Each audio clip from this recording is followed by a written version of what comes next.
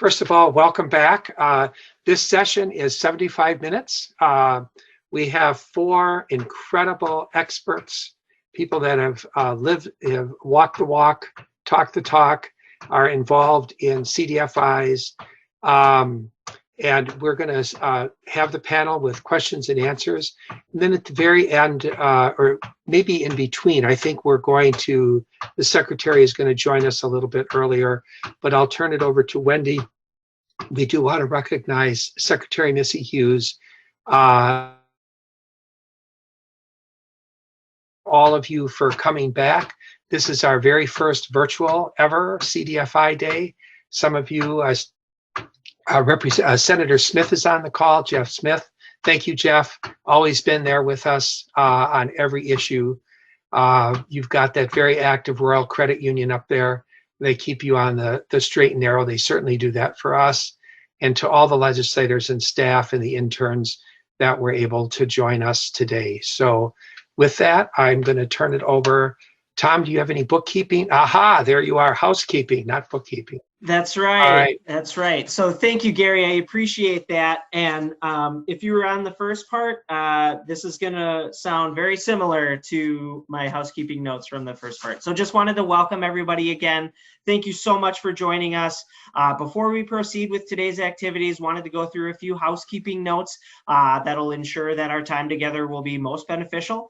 I'm sure everything that I'm going to share is nothing new to anybody, especially in these last 12 Zoom-filled months, but we want to make sure that everybody has the opportunity to participate if they so choose. So first, a tip, I think, for optimal viewing, please utilize the speaker view setting on your Zoom. Upon entering the virtual meeting space, you notice that you are muted. We ask that you please remain muted throughout the presentation so that we don't pick up any ambient noise. However, if you do have a comment, question, please utilize the chat feature or raise your hand. I do have some folks who are helping out, kind of monitoring that as well. And if we don't get to you right away, please have some grace. We're working on getting those addressed as soon as we can. And then just lastly, everything is going to be recorded. We're going to share all of this presentation slides with everybody, as well as some additional documents. So no worries if you didn't write something down or you missed something. So we'll go ahead and move along. And I'm not sure, I believe I'm just going to pass it right on to Missy, the Executive Director of the Hmong, Wisconsin Chamber of Commerce, who will be our MC for the first portion of our time together. Missy, take it away. Thank you, Tom. And first of all, I just want to take a moment to thank Gary and Tom and of course Wendy for your leadership and making it possible for all of us to be here with our legislators and leaders and all those who are our friends who are interested in and took the time to be with us today. And I just had the distinct honor of being able to MC this portion and give a presentation this afternoon, providing us some CDFI 101s and going through basically the 5 W's of CDFIs for those of us who may not be familiar or as familiar, or just need a little review on what CDFIs are, what we do, why we're here, and how we do what we do. And so I will go ahead and start off by providing the CDFI 101, and then after that, I'll move right into our distinct panel. And so what is a community development financial institution, or CDFI for short? CDFIs are private mission-driven financial institutions. We work distinctly with low income, low wealth, and other disadvantaged people in communities. We're all about the customers that we serve. We serve the customers who have a hard time meeting conventional collateral or underwriting requirements. In other words, a lot of times, and which is right down at the bottom of this, our slide here, are oftentimes considered underbanked or unbanked. We are here, CDFIs provide innovative financing products and services, but not only that, we also provide technical assistance, or you might also hear it as direct services to our customers. So CDFIs, while we don't all do exactly the same things, we don't all provide the exact same types of products. We generally, as a whole, we create economic opportunities through jobs, affordable housing units, community services, and financial services, as I mentioned, for the underbanked and unbanked individuals. So we'll go ahead and there we are. Okay. So more on what is a CDFI. So just to give you some comparisons, some visuals on perhaps some of the differences between CDFIs and traditional banks, or well, I should say, and credit unions. Not only just a comparison. I want to make sure that this is clear. CDFIs are not here to be in competition with traditional financial institutions. More than anything, we want to be here. We are here to work alongside, to be complementary to the services that traditional financial institutions provide. We do primarily gap financing, but I will talk a little bit more about that too as we go on. Community development financial institutions, we provide unsecured, secured lending. We provide information on collections, payments associated with lending. As you can see, we also provide bank lending practices and guidelines compliance information to our customers who come to us. You could see there, ultimately our goal is not just to have customers come back over and over and over again to us, which we are here to help them. But ultimately, we see it as a win when we can make sure that these customers who are coming to us can graduate from CDFIs and go into a traditional bank, to traditional traditional financial institutions, and be able to become bankable. That to us is a win. And just a fun fact, actually, I should say fun fact. It's actually an unfortunate situation, but it is something I think that will be critical for all of us to be aware of, is that 20% of Wisconsin households remain unbanked or underbanked. All the more reason why CDFIs are so critical to our economy, so critical to our communities. More about CDFIs. So who do we lend to? Many people might ask that. Who do we actually lend to? To community businesses, which include what you see here, small businesses, micro enterprises. We even lend to, some of us lend to nonprofit organizations, commercial real estate, and also for affordable housing and individuals. CDFIs are, we're responsible. There's a proven record. There's a proven record of CDFIs and the products we have, the services we provide as being successful, helping individuals. 100%,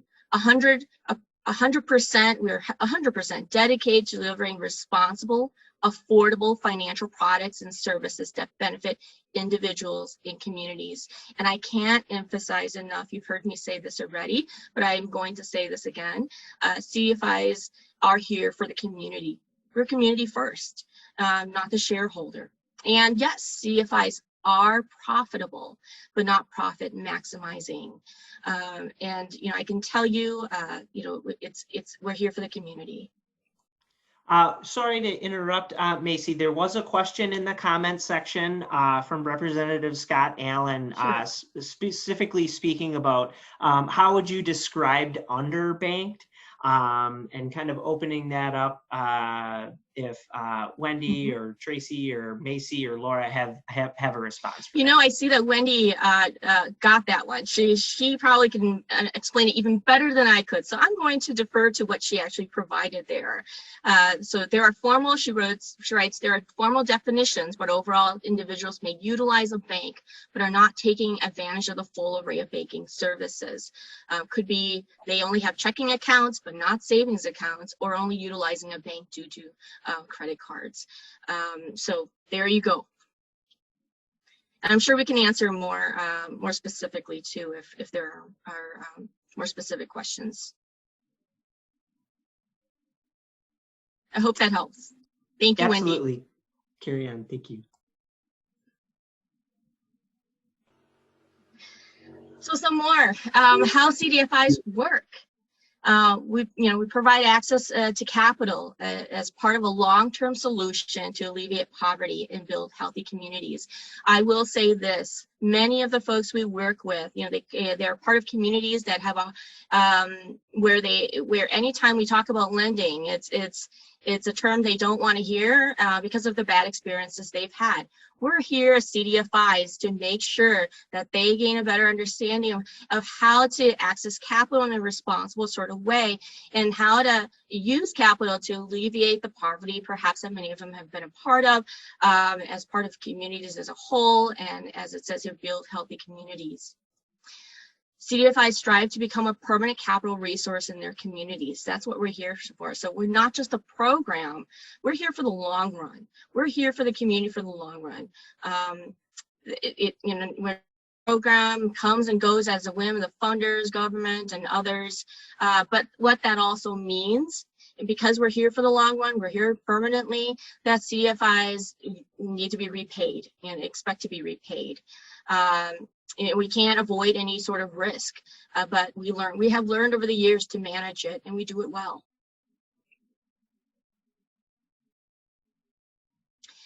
So again, I want to make sure that I emphasize again that CDFIs are here not as a competitor for banks and other angel and venture investors, but more than anything, we want to be here, and we are here to complement the work that's already being done, to provide gap financing, to provide technical assistance or direct services to our customers so that they can be successful when they're working with banks and other investors. So we use a criteria. So what is our role here as CDFIs in Wisconsin? And we're going to move to talking about CDFIs in Wisconsin. We look at what kind of criteria do we use? We use broad criteria. So for example, we're not just going to look at credit scores. We're using a holistic approach. What kind of experience does this person come in with? What kind of broad range of collateral might they have that we can explore and look at? What's their full story? What kind of experience do they have? So we're looking at using a more holistic approach, more innovative approach when working with our customers and determining whether or not they qualify for example, any of the financial products that we have. We have lower interest rates in general. We are able as CDFIs to provide smaller loans or investments to our customers. Typically, they're higher risk investing. As we mentioned before, that's the reason why many of the customers come to us, because traditional banks might consider these individuals as too high of a risk, and therefore may not be able to assist these individuals in the ways that they might need. And again, that's where CDFIs come in. We actively provide mentorship to these businesses and projects to make sure that they're successful. That is a critical part of the work that we do as CDFIs. And as a result of that, I think there might be folks out there who might be surprised that it works. It works. And as a result, the default rate is low. And that's something that we're tremendously proud of.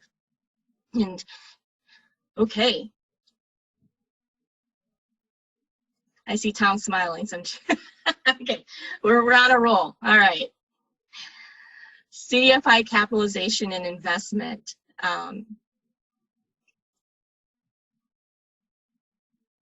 Okay. Here we are. Okay. So, there might be folks who are thinking, well, where does this capital come from? Where does the CDFI capital come from? Where does the lending dollars come from? And we'll just say, you see the list here under capital. We receive the capital through banks and credit unions, public and private foundations, social impact investors, and most certainly through our federal government, CDFI fund grant, and others as well. So a variety of sources is where we might gain some of this capital. So what do? we take the capital that we have and we invest it into what you see here. I won't read all of the list on there. I'm sure you can read them yourself. So, but there's a wide variety of ways in which we invest this capital, as we've been saying. A fun and very critical point, for every dollar that is invested in our CDFIs, CDFIs generate $12 more in loans and investments, which we're very proud of. We turn around and invest those dollars, and there you go, $12 more in loans and investments. CDFIs manage their loan portfolios as revolving loan funds, or RLFs. And when we do that, so the funds, you know, we lend out the funds, and then those funds are repaid, and they're put back into the revolving loan fund, and then it goes back out into the community. Okay, Missy, I just got word that Secretary Hughes is on the call, so and just wanted to honor her time and things like that. So I'm going to pass it over to Wendy. Perfect. Great.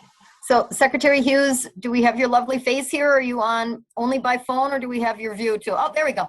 Hi, Wendy. You weren't supposed to interrupt Missy. Missy, I'm so sorry. I said, please don't interrupt her. Well, she's still got a ways to go. She has a ways to go. We have lots to share. Lots to share. Great interruption.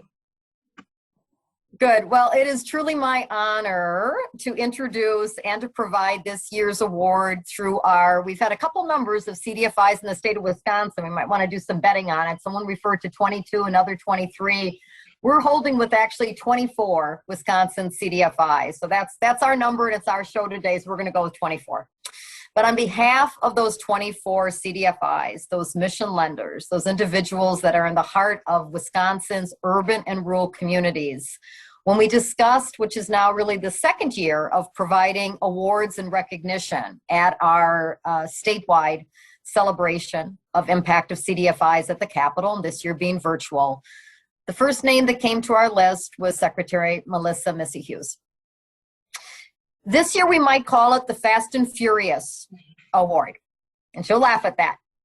But Secretary Hughes was really sort of the first in before anybody was really even figuring things out, not only in the state of Wisconsin, but in our nation, about what we were going to have to do to address what was coming. We all had a sense of it. Many of us were in denial. Some are still in denial of it. But we had a sense that there was going to be a serious health crisis, a serious economic crisis. And then I think some of us weren't even aware that there was also going to be a social justice crisis to add to all of this, almost fuel to the fire. There's a lot of positives, and I want to leave on a couple positives, but when things are that hard, and when things are that trying, to have a secretary not say, this is what we're going to do, this is what I got going, this is what we got planned, but instead reaching out to the front line of economic development, our state's CDFIs, our mission lenders, community development financial institutions, and opening her ears and saying, what do you think? What about this? Could we do this? I know we're going to get more planned and strategy, but I'm sort of sitting on $5 million that I can move right now. What can we do? And her first $5 million, in my mind, I could be corrected by the secretary, that came out of WEDC, had the name of CDFIs on that. And those were direct pass-through grants for her trust and the administration trust and the governor's trust in the state CDFIs to be able to effectively get those dollars out. Full $5 million, hardly any was used for admin, to go directly as pass-through grants to our state's micro businesses and small businesses in the portfolio of CDFIs. To me, that was an award in and of itself. That was just the beginning. Since then, what did she do? She not only socialized and promoted the federal programs. Again, it's like a fire hose going off. We all knew it. But how could we formidably throw that through the state of Wisconsin and get it out in a way that we could sort of eat, we could sort of digest, we could sort of look at? And then she went to go with, fundings that were coming in, not only state fundings proper, but again, the significant monies coming through the CARES Act and federal support. And how can we lay that out in the streets? That was a trial. That was a pilot with $5 million. Then we began to add zeros on that. How can we get this out to our state's businesses, urban and rural, those micro businesses? I'd like to think of them as businesses at promise, not as businesses at challenge. How are we going to get it out to those small businesses, the ones that are self-employed, the ones that are working maybe in that corner bedroom, the ones that have a handful of employees, and the small businesses that have handfuls of employees, all needing assistance in this crisis, and came up with excellent ideas and modified it. And she listened. And again, you know, she can joke, but I'm like, oh, we got a glitch here. We got a glitch here. Boom. She was on it with her team. No, like, what do you mean? We don't have a glitch. No. Okay, let me see what I can do. Okay, let me smooth that over. Okay, maybe it's a messaging piece and we need to get on it. That was the continued support from the Secretary of WEDC in terms of businesses, as well as housing support, as well as reaching out to farmers, as well as reaching out to families, all of that. But from a CDFI perspective, the micro and small business assistance and the support and having all of us on her team and on the team was just absolutely huge, absolutely huge. And the other part early on, again, I really had a laugh and really had a smile with her going, we have to move fast and furious. I mean, that's a Wendy line, you know, and my team is always yelling at me about moving fast and furious. So I got to use that this whole last year. I said, hey, the Secretary of WEDC said she wants to move fast and furious. So therefore, we at WEBEC and we as CDFIs can also move fast and furious. Sometimes you have to work with Jell-O that's not quite set yet. Sometimes you have to lay out something all fine-tuned, but we have to do it because we have to have faith in ourselves and faith in our programs that will tie down some of those loose ends, but we do need to move for the sake of the need and for the sake of the urgency. And our whole world has felt that over this past year. So she has been a leader that we all look up to, that we all thank, and that, again, a leader that allowed us to be part of the team. So with that, thank you, Secretary Missy Hughes, on behalf of all of our CDFIs and more so all the clients that we serve. Thank you, Wendy. Thank you so much. I'm just, I've been in a bad mood all day, and to have you say what you just said just completely lifted my spirits. And thank you so much. You know, every time you use the term mission lender, Wendy, it makes me think about my time at Organic Valley, where I was the chief mission officer. And having a mission and working from your passion is so incredibly important. And that's what all of you do every day. And so, you know, to receive this kind of an honor from all of you is really, it's way more than I feel like I deserve, but I love it. I'm gonna take it in today because Wendy has taught me to, you know, take compliments where you get them and go with it. You know, when we sat down back in March, as Wendy was reflecting, and we said, okay, you know, what kind of resources do we have left in our budget? And how do we get them out? The reason that we turned to the CDFIs was because of the relationships that you guys have already created with my team, with Mary Gage and Amy Young and Seyum Mengesa. All of these folks, they knew that you would deliver for us and that you would be partners with us and help make this happen. And, you know, to have connections to businesses that are micro businesses and underserved and underbanked, and to know what that means. I'm still learning what that means, but you all live in it every day and were really able to help us with something that we needed and we continue to need, which is outreach and helping to find those businesses that are really the beauty and the backbone of Wisconsin. And you all are so supportive of those businesses. And, you know, I've learned so much about CDFIs. I have so much more to learn, but I'm so honored. And if this is my first like award that I've gotten since I've been secretary, and to have it come from all of you, I'm done. I don't need any more awards. I'm all good. And I'm supposed to open it. So here, I'm going to grab it. We actually mailed it to her house, and while this slide is beautiful, this is our placement slide, the award is even more beautiful. It's a beautiful award, not one of those crappy ones with a bad frame. No, it's fantastic. It's beautiful. Can you see it? Yeah, good. Yeah, you guys are great. Wendy, thank you so much. You are a mentor and a model and a role model for me and for all of us. And I just can't thank you enough for your work and for all the CDFIs, all the work that you all are doing. And we got a lot of work to do. So we got to keep going. We got to go fast and furious, as Wendy said, like maybe even faster. but also thoughtfully and sustainably, and doing what we can to support our businesses. So again, thank you so much. I'm so flattered, and I really appreciate it. Oh. Well, thank you again. And, this is a reflective piece, but really you need to know that the CDFIs are there for you. The CDFIs in the Wisconsin are there for the state of Wisconsin, for the governor, for the businesses, for the housing, for the consumer loans, for the facility funds. We are here for all of that, and we are geared up and ready. And yeah, we have probably never worked as hard in our lives over this last year, but we're taking a breath and we're ready to do it again because we have to. We must, because we're mission led. Well, now we get to really do the building work that we need to do. Before it was recovery, surviving. Now we're going to build. Right. Bravo. We thank you. Thank you. Thank you so much. And before this is Gary, before you go, Madam Secretary, there are a number of legislators on the call. A couple of them might want to say a word of appreciation. Senator Jeff Smith is on the call. Senator Bewley is on the call. A number of the Republican offices are on the call. If anybody from that legislative branch wants to say anything, it certainly is appropriate before you have to leave us. If not, we can go forward. This is Senator Bewley, and I would really love to say something if I could. Please. I'm driving, so that's why I'm not going to turn on any camera, because I don't want it documented that I'm talking while I'm not zooming. I'm not looking at you. I'm looking at the road ahead of me.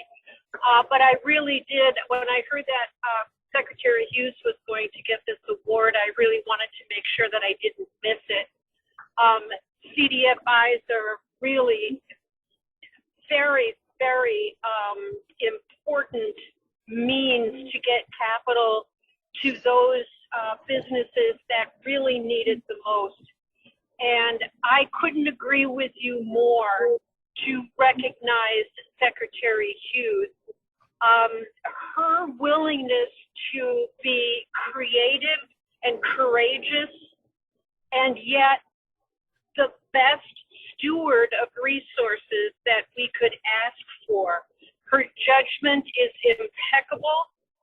Her willingness to learn and listen is exemplary. And I'm absolutely thrilled that all of you are involved in working together, because Wisconsin not only needs it and deserves it, but is going to thrive because of all of you, the CDFIs and Secretary Hughes.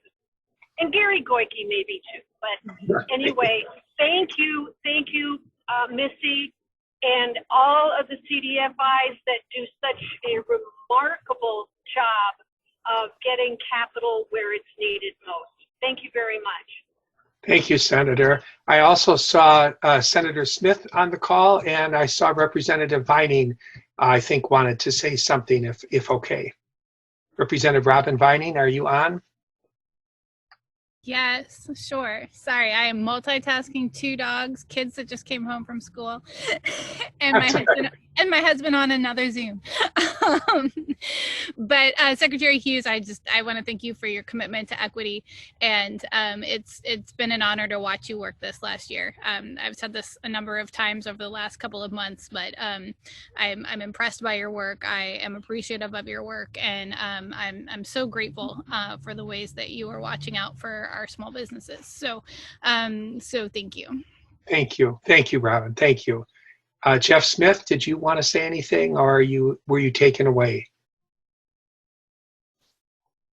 Much to add, except that I know that Secretary Hughes has been amazing and CDFI has been amazing. So what a great pairing that is. So I appreciate all that you're doing, and congratulations, Missy. It's well deserved. Anybody else from a legislative office? If not, we'll go back to the panel that we have. Well, congratulations, Madam Secretary.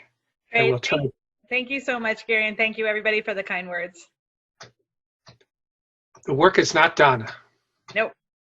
Thank you. Thank you. Missy, we're back to you. Wonderful. Thank you, Gary, and congratulations again to Secretary Missy Hughes. So incredibly deserving, and it was worth the interruption, most certainly. So here we are back where we left off. And Tom, if you, I think we just finished this one, so let's go ahead and move on to the next one. Great, thank you. So here's an image you could see here, the number of certified CDFIs. And again, I do want to point out this is up to from 2008 to 2018 numbers. And so as you can probably imagine, over the last 3 years, the numbers are probably even higher than this now in terms of the number of certified CDFIs around the country. In 2008, there were 793 certified CDFIs. You compare that to 10 years later, 2018, 1,074. So almost, closer to 300 difference in increase in certified CDFIs. And as I mentioned already, it's been 3 years since this. What you see here, this graph, and so I have no doubt that the numbers are even higher than that now.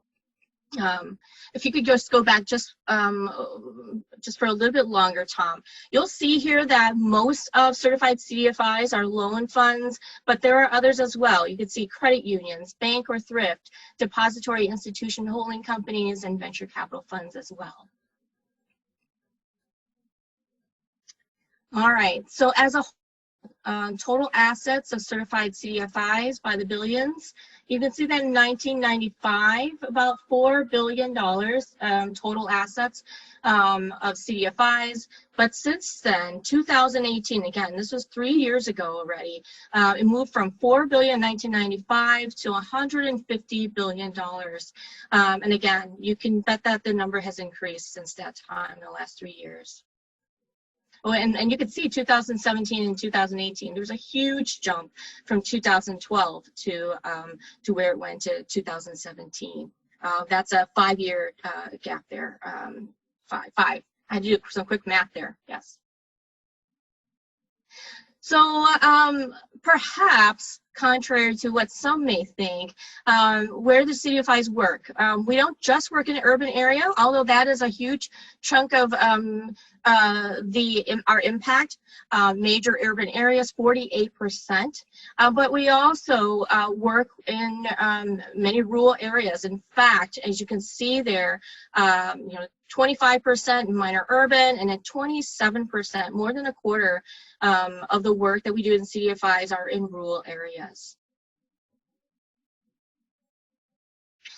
So I've heard 23 CDFIs for some time, and I'm counting 24, and actually our slide here says 24 CDFIs in Wisconsin. So you can see all the logos here. Take a moment to see where they're located and what they consist of. You can see that it's not just, they don't just exist in one part of the state, but that the CDFIs, the 24 CDFIs exist all over the state of Wisconsin. And I will say there are some of us who work specifically in certain regions and concentrate in certain regions, but there are several of us who work statewide. So why are we as CDFIs so effective? Well, we provide greater access to capital where it's needed, where perhaps some individuals, as I've mentioned before, have not been able to access capital. We take a holistic approach. You've heard me say that before, with communities and individuals of underserved communities that have been underserved by a traditional financing. I've talked about that earlier. And as I mentioned, we're effective because of the technical assistance, direct services that we provide to make, and which then, of course, in turn contribute to the low default rates on lending. So what kinds of transformation has there been in Wisconsin as a result of the work of the CDFIs? You can see the numbers here, over $3 billion loaned by Wisconsin CDFIs. There's, over about close to 8,000 units of housing developed. Over 10,500 businesses started or expanded. 17 million square feet of housing developed. 34,600 jobs created. Yes, billions. Forgot to mention it. Yep, I thought I said that, but perhaps I need to say it a little bit clearer. $3 billion loaned by Wisconsin CDFIs.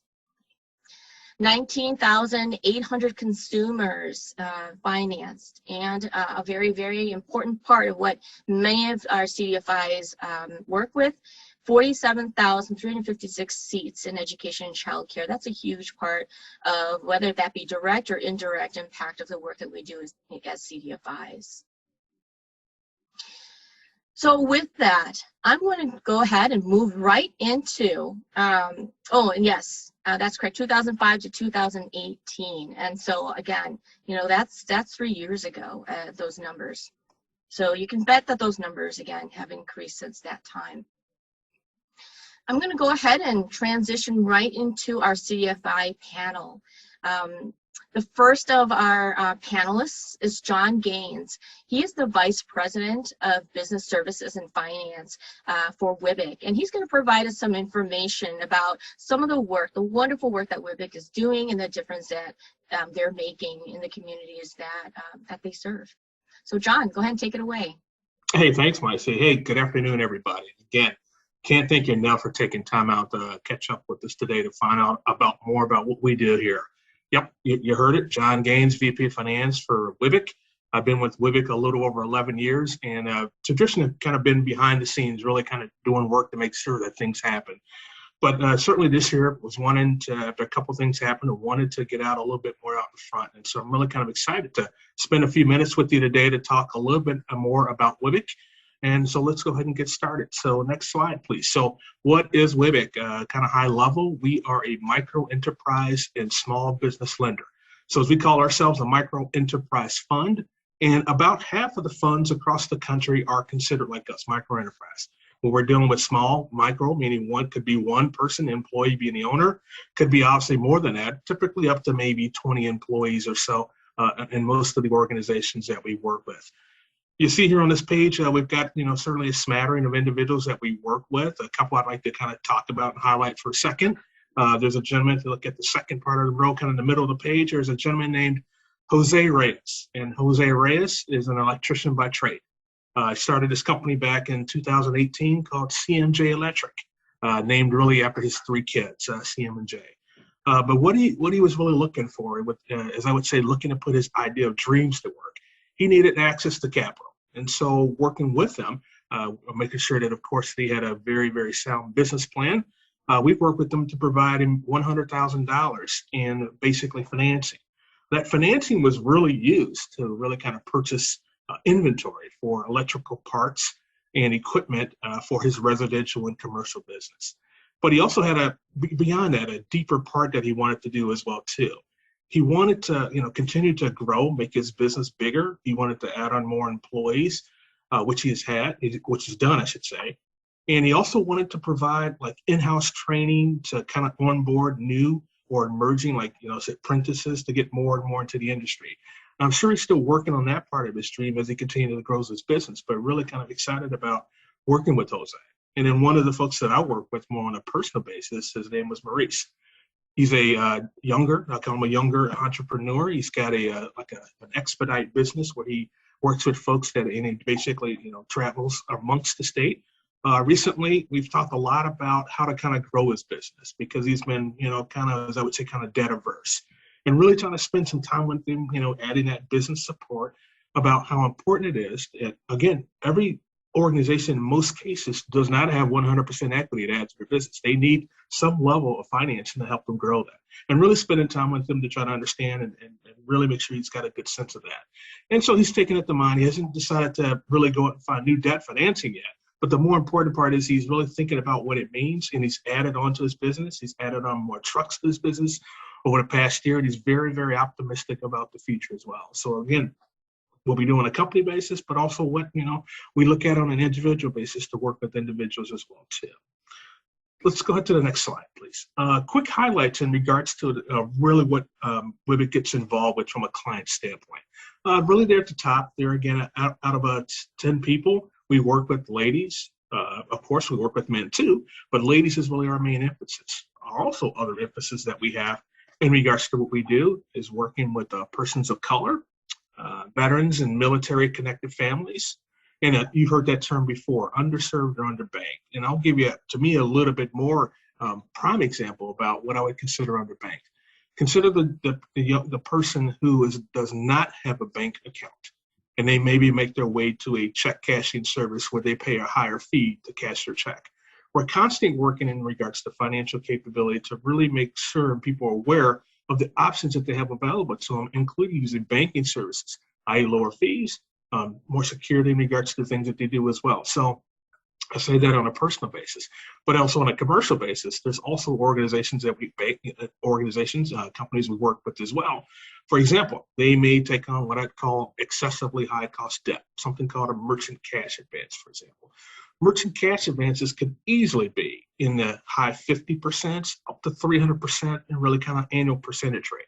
And so working with those folks, we want to get them down to, again, what I call a reasonable rate, that, something, a place like they would work with the WEDC.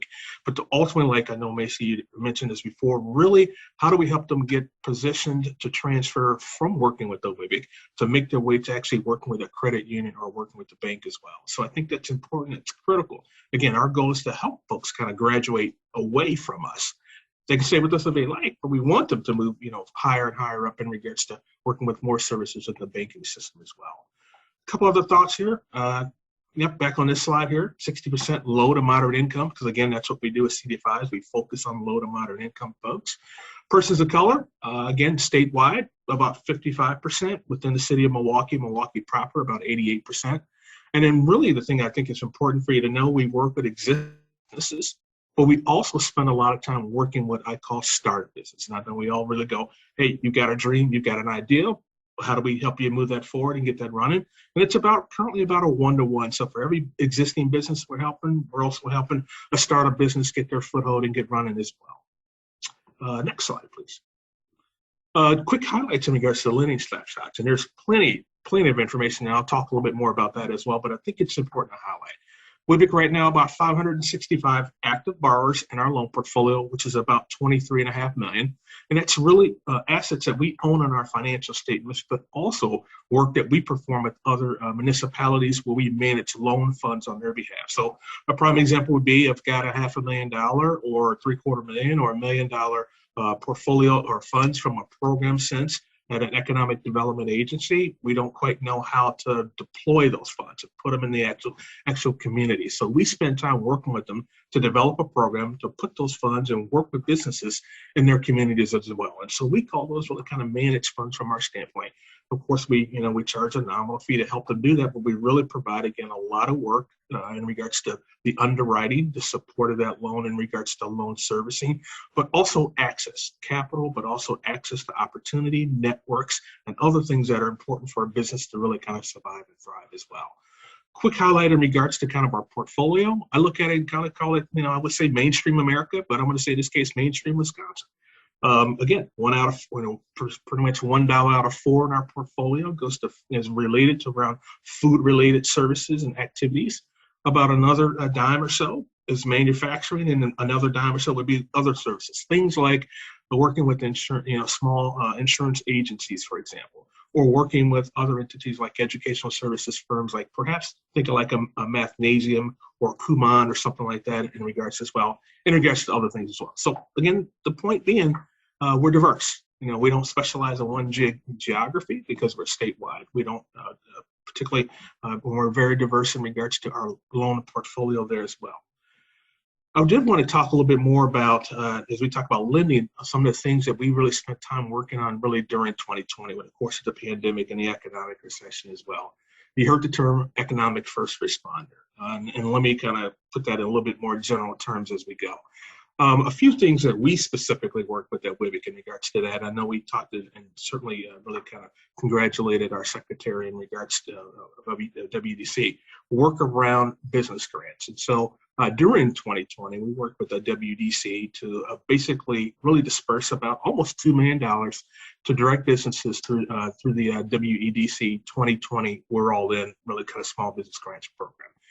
We also did a lot of work also with other municipalities around our regions to really disperse business grants as well, that they may have had funds coming from the Federal CARES Act, but also maybe funds they may have had in their coffers used for other program income funds as well.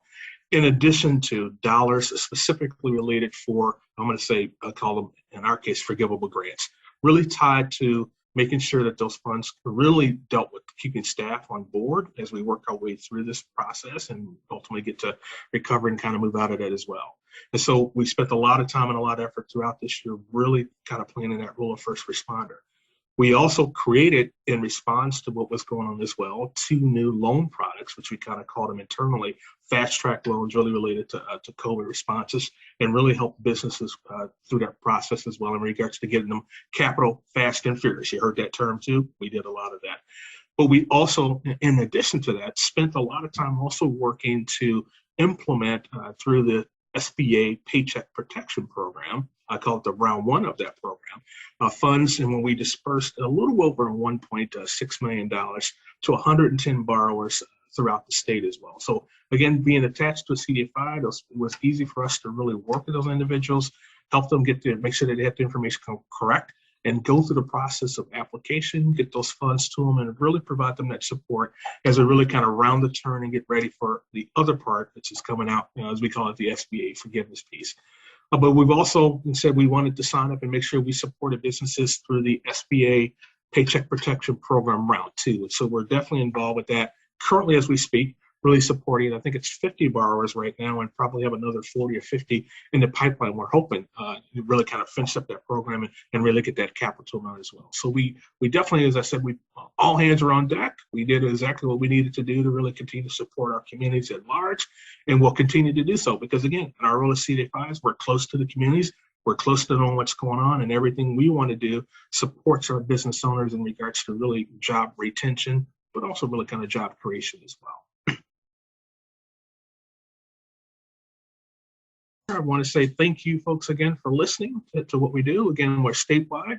80% of our funds are within, I call the major areas, 20% are left in the kind of in the rural areas as well. And with that, I certainly invite you, if you have more questions, you would like to come see us in person, of course, post-pandemic, once we get back up and running, that would be great as well. Would love to take opportunities to speak with you individually, but also collectively as well. And then, certainly last but not least, I'm really kind of excited to see what my partners here. I haven't seen Evan in a while, nor have I seen Laura in a while. Looking forward to hearing what they've got to share in regards to their organizations as well, too. John, this is Gary. Yeah. Before we transfer to Evan, I just wanted to point out that State Representative Jesse James, and yes, that is his real name, is a majority party member from Altoona, Wisconsin. Great legislator, comes out of law enforcement, but he's very, very involved. Also to acknowledge Janine Schneider, whose dad was a legislator for 40 years from Wisconsin Rapids, affectionately known as Marlin, if you ever recall that. But she is here with Representative Subek's office from the west side of Madison, and then Representative David Constein, who is from the Baraboo area, has joined us. I just like to acknowledge when they came in. Excellent slides with breaking that down, as you say, by dimes. That was very helpful, John. Wendy, sorry to interrupt. But. Oh, it's okay. Thank you again, folks. And again, reach out to us. Thank you, Gary. Thank you, John, for all that wonderful information. Very informative about the work that we do at CDFIs, and more in particular, what you all are doing at WEDC.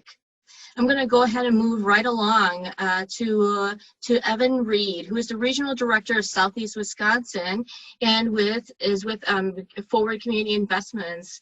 Evan, go ahead and take it away. Thank you.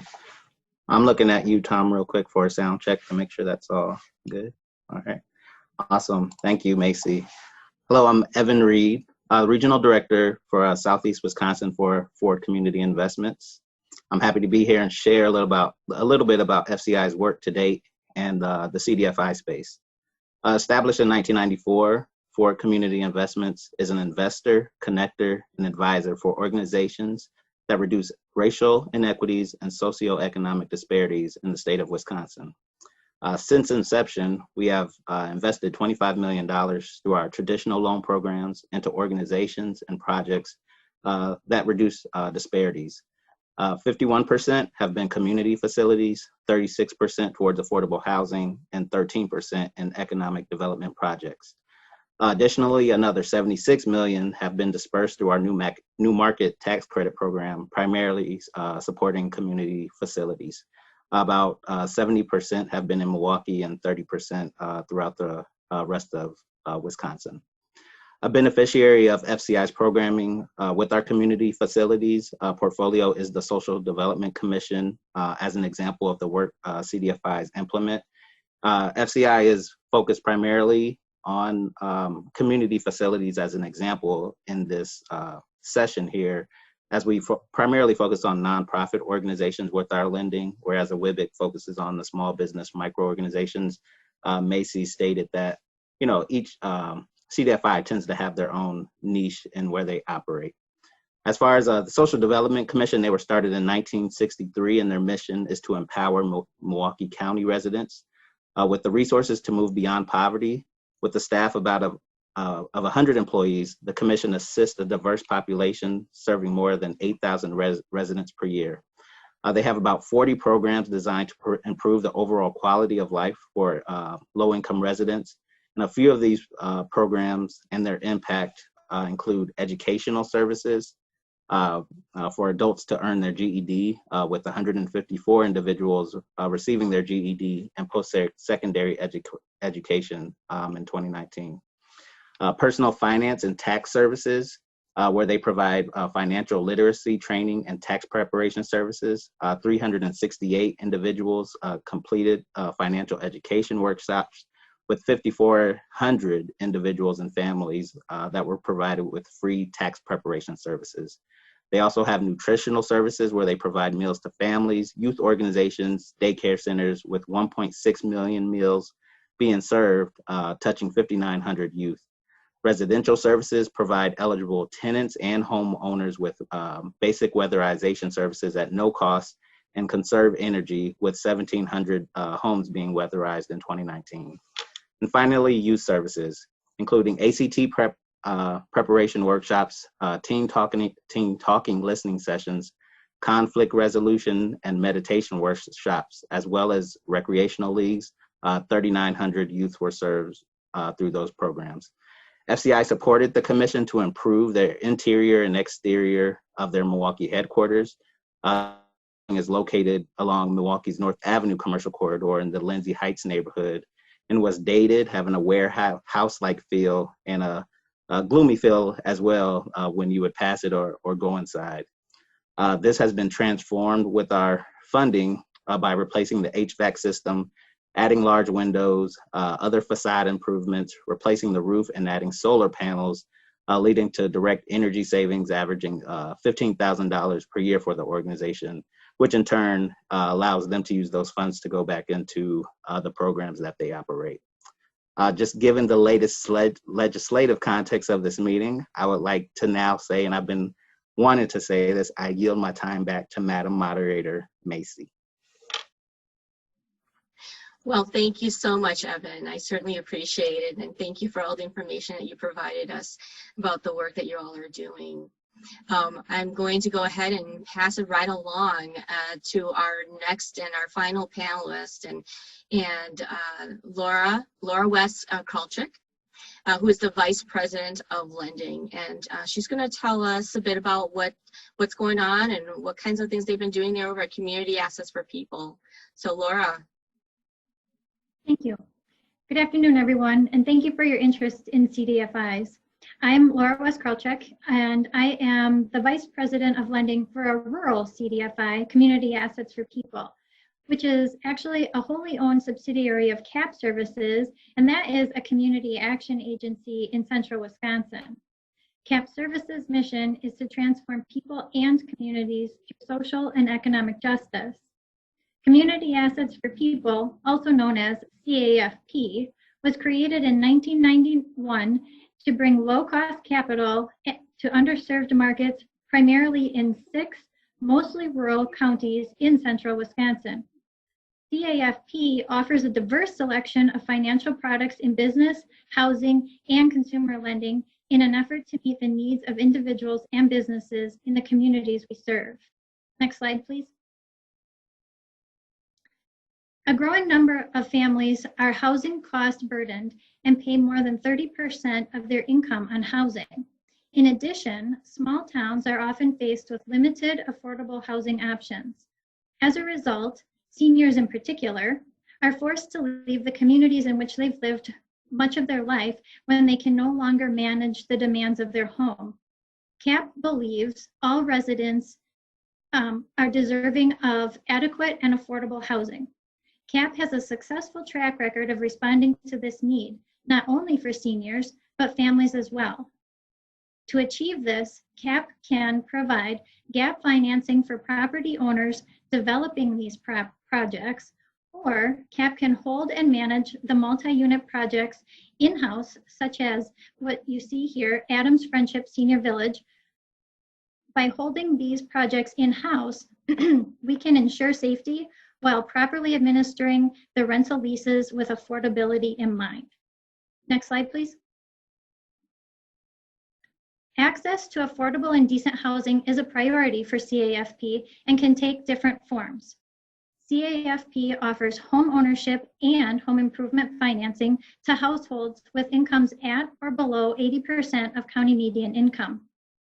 Deferred down payment assistance and home improvement loans are the most common in CAFP's portfolio.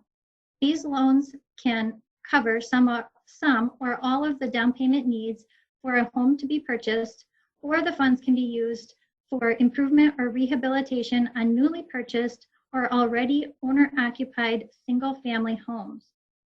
Payments are deferred up to 30 years or until the property is no longer the primary residence of the borrower. Home improvement loans provide repair options to HUD quality standards that may be relatively minor, or as you see in this picture here, or these two pictures, it can be quite extensive. Next slide, please. Often, low income and low wealth households are limited in the values of homes they may be able to purchase, especially in the hot market that we're currently experiencing. CAFP utilizes resources to acquire and rehabilitate foreclosed, abandoned, or distressed that might otherwise result in blighted neighborhoods. CAFP purchases, rehabilitates, and then resells these homes to low to moderate income buyers. Some before and after photos are pictured here. These rehab projects upgrade aged and abandoned housing stock with affordable quality single-family housing options. Funding in CAFP's portfolio allows it to make primary mortgages to low to moderate income households at affordable interest rates. These loans provide income qualified households with a start to building assets and wealth. It also gives them time to establish payment history so they may grow into a relationship with a bank in the future. Next slide, please. The newest loan product in CAFP's portfolio is small dollar loans, also known as credit builder loans. Nationally, we know most families cannot manage a $400 financial emergency. A recent community survey conducted by CAP reveals a similar story locally. Many individuals have challenges accessing affordable credit, and as a result, they may turn to products with high interest rates. As an alternative, CAFP provides small loans up to $1,000 with interest rates at 10%.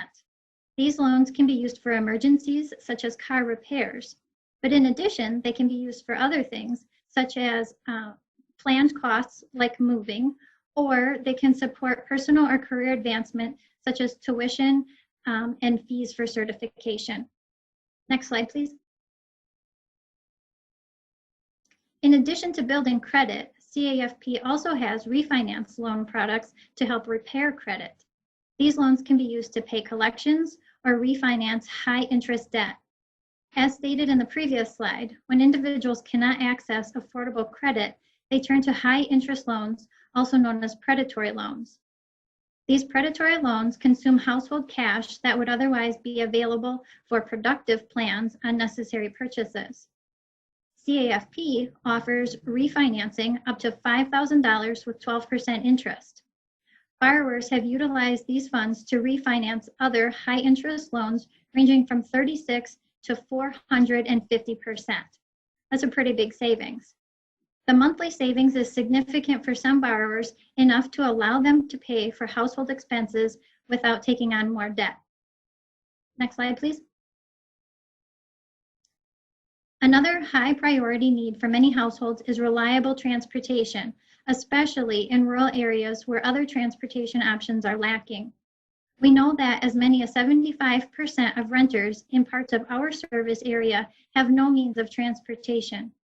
With no way to get to work, school, or attend various family needs, the lack of access to transportation can isolate people.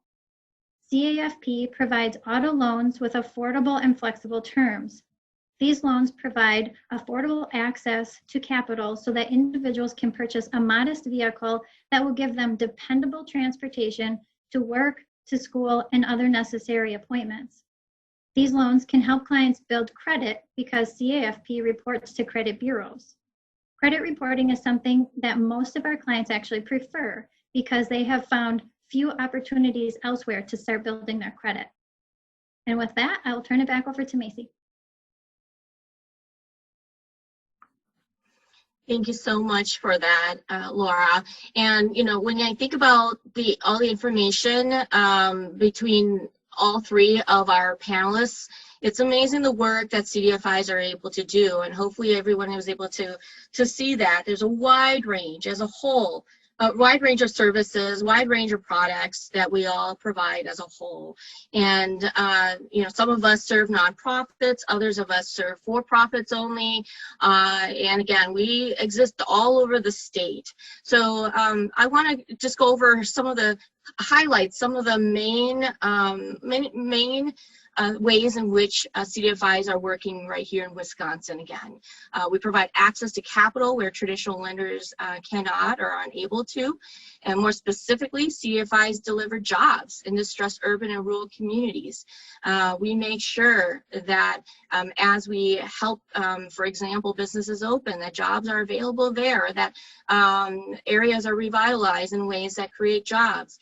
Revitalization of hearts of our underserved communities via development facilities and services. I kind of just talked about that. Grassroots economic transformations, delivering thriving communities statewide. And we're proud of the work that we do as CDFIs, and we just want to thank you all so much for being here. But, you know, I'm going to go ahead and turn things over right back to Gary and to provide us some closing remarks.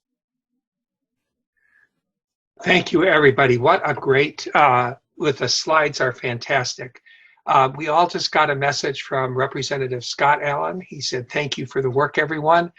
He has to leave in case you don't have a chat feature. He has to leave shortly.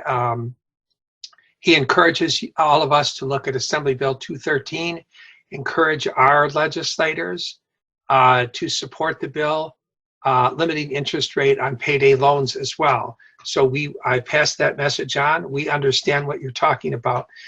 I did get a very interesting call, and since Representative Allen is still on, from one of his suburban colleagues.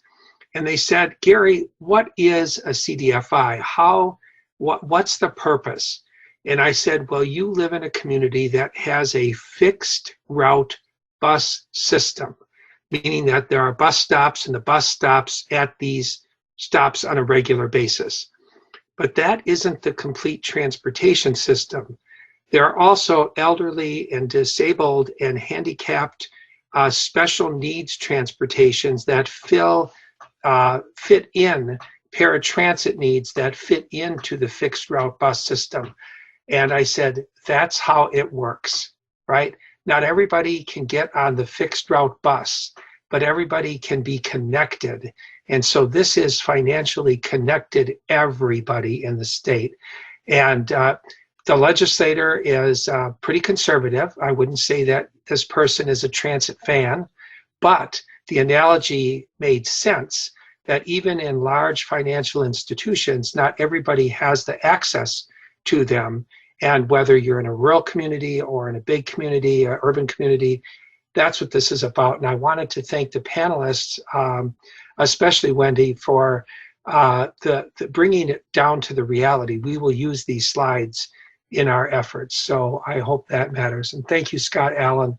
I did pass the message on. So great day, great comments from people. I've gotten lots of messages back and forth. And again, just so you're aware, we will edit this if needed a little bit here and there. And we will be sending this to the legislative offices within the month of April. That's our goal, is to get it done in the month of April. We will verify the 23, 24, 25 number, so we'll get that figured out and add to make sure that there's one institution that might not be. So that's where that came from, one of our northern partners. Thank you, everybody. I will just say how much we appreciate the time and the effort that's been put into this. Any other last comments?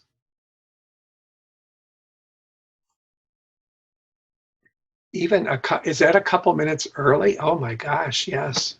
Yeah. How about that? And just think of this, for Secretary Hughes, this is the first recognition she has received in what she has gone through and I'm not saying that you're in it for the recognitions, but as we have said many times, the words thank you are so rarely spoken today in the world of politics. And we never want to miss that opportunity to say appreciation and to say a thank you. So I'm very proud of the whole effort today. And I just want to thank you each for the time and effort that you put into making this happen.